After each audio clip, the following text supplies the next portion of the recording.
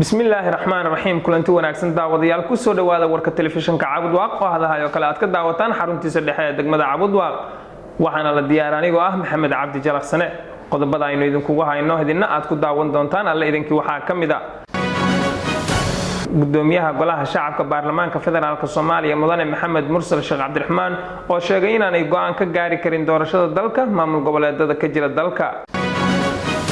wasiirka wasaaradda gaadiidka iyo saadaasha hawada Omar oo lagu wado in uu gaaro magaalada Beledweyne gudoomiyaha aqalka sare ee baarlamaanka federaalka Soomaaliya Cabdi Xaashi Cabdilaahi oo gaaray magaalada Garowe si uu uga qayb galo aaska qaran ee loo sameeyo ra'iisul wasaarihii hore ee Soomaaliya qaar ka mid ah madaxda maamul goboleedyada Soomaaliya oo gaaray magaalada Garowe si ay uga qayb galaan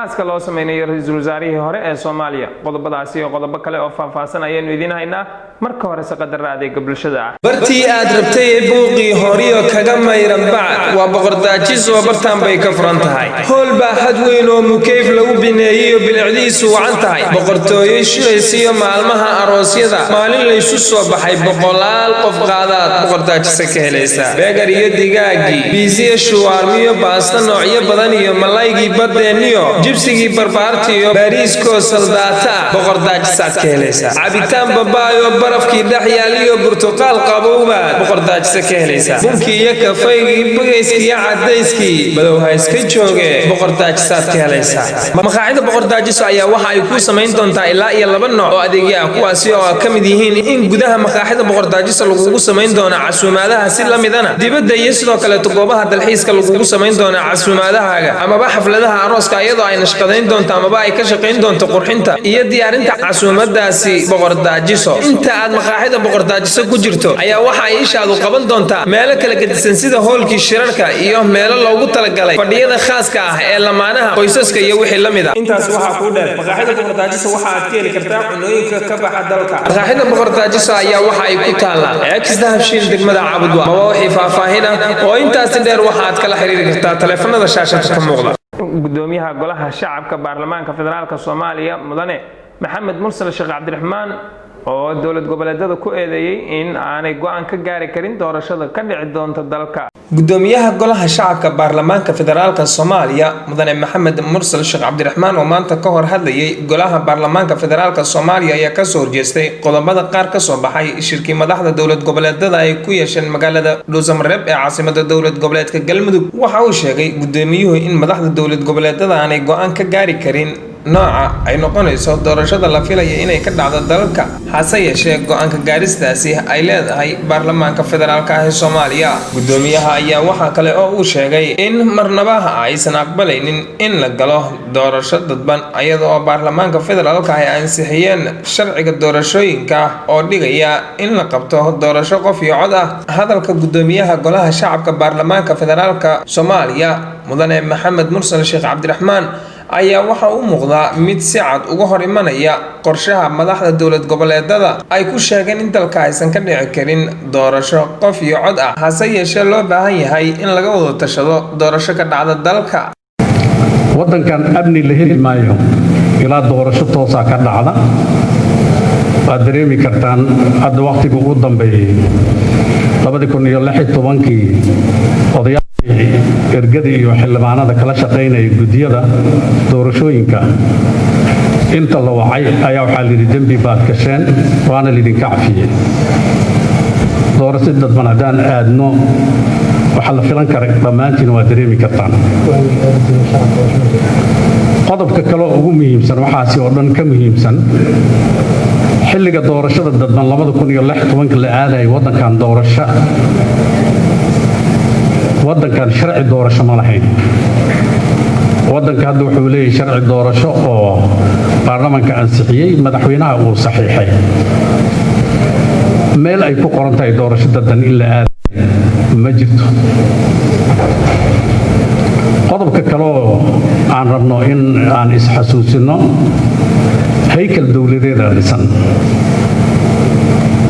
baarlamaanka waa golihii sharci dejinta ama baarlamaanka waa sharci dejin qodobka 47 ayaa xaq u siinaya marxaladda hadda la marayo inaan anaga dhamaystirno wixii shuruuc ah oo doorashada lagu aadi lahaa ee isteedya iskama laha.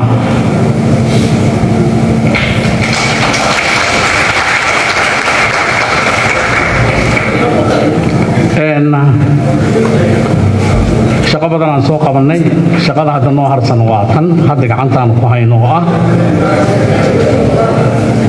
wax ka bedelidda sharciga axsaabta siyaasadeed. hal qodob aan rabaa inaan ku daro. waxaa laga yaabaa dadka qaarkood inay leeyihiin degmooyinka iyo gobollada Soomaaliya codayn karo. runaan idin sheegaa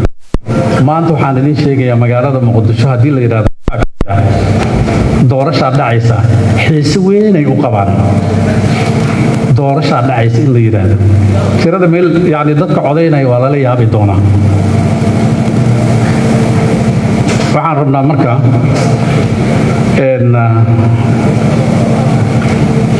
maskaxda aan gelino dastuurkaas iyo sharciga doorashooyinka ee baarlamaanka uu ansixiyey kan inaan ku socono. aad u mahadsan. taytalka dawladda waa la yaqaanaa.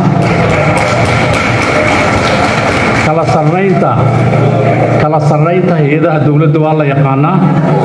madaxweynaha jamhuuriyadda federaalka Soomaaliya waxaa ku xiga waa golaha shacabka. gudoomiyaha golaha shacabka ku xiga. marka saaxiibka annaga danihiisu u aaday. waxaan kaloo weliba aan ka digaynaa oo xildhibaanada aan uga digaynaa dowladnimadu waxay ku dhisan tahay protocol.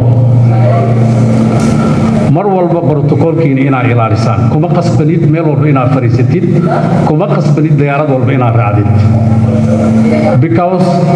waxaad xambaarsan tahay karaamadii iyo sharafkii aqalkan ayaa dhabarkaaga saaran. marka xubin ka mid ah golaha shacabka baarlamaanka meel munaasab aan ahayn protocol aan lahayn markay ka soo muuqato ihaanay nagu tahay. waxaan leenahay waa ku celinaynaa annaga nama matala. gudoomiyaha aqalka sare ee baarlamaanka federaalka Soomaaliya Cabdi Xaashi Cabdilaahi ayaa magaalada Garowe waxa ku soo dhaweeyay